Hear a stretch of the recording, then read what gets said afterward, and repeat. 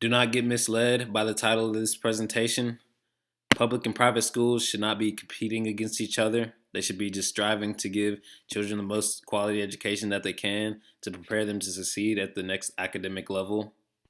Obviously, there's going to be a disparity between how much each school can fund because obviously private schools cost tuition and public schools don't. So private schools will be able to pour more money into education and educating the students versus public schools.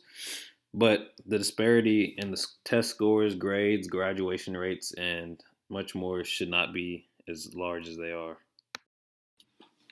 So this is the chart I created with PictoChart. It depicts the top 10 private schools versus the top 10 public schools in Memphis and their test scores, their average ACT scores. So the average for public schools in Memphis is only a 18.69 out of a possible 36. So that's a perfect score. The national average is a 21, which is where I believe it should be for to prepare students for the next level, like college and university level. And private schools in Memphis are all the way at a 26.97, which is 8 points higher than the public schools. Obviously, as I said earlier, there's going to be a disparity because of how much funding private schools can pour into education, but it should not be this big of a gap because an 18 is not preparing you for college. You will not succeed, most likely. You can, but it's a very slim chance. So, a reason for this disparity in all these test scores and graduation rates may be the cause of corruption in public schools, as we've seen over the years. Probably the biggest story of corruption we've seen is the grading change scandal that went on in a lot of public schools that started with Tresvent.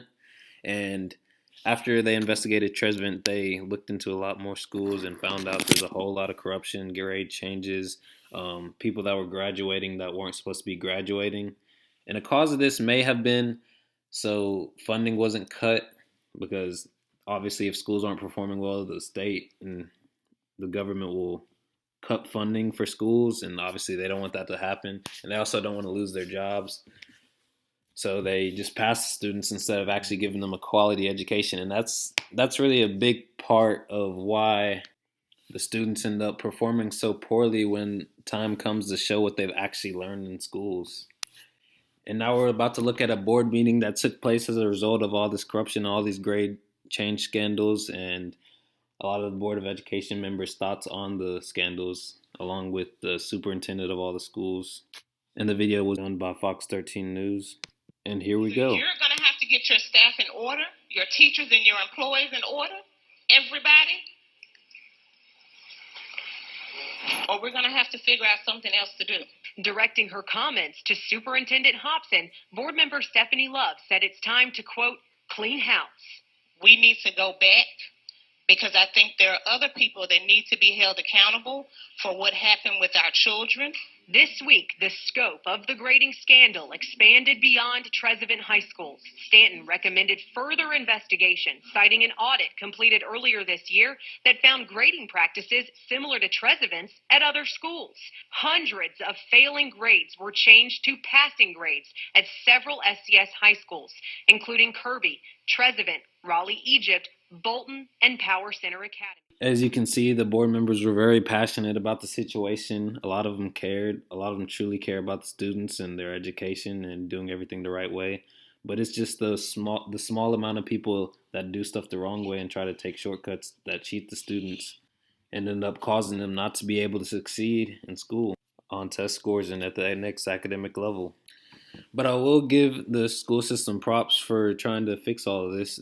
As a result of the investigation and results, they added additional training to all faculty, and they require a paper trail now, so there's less likely to be bribes and other under-the-table corruption.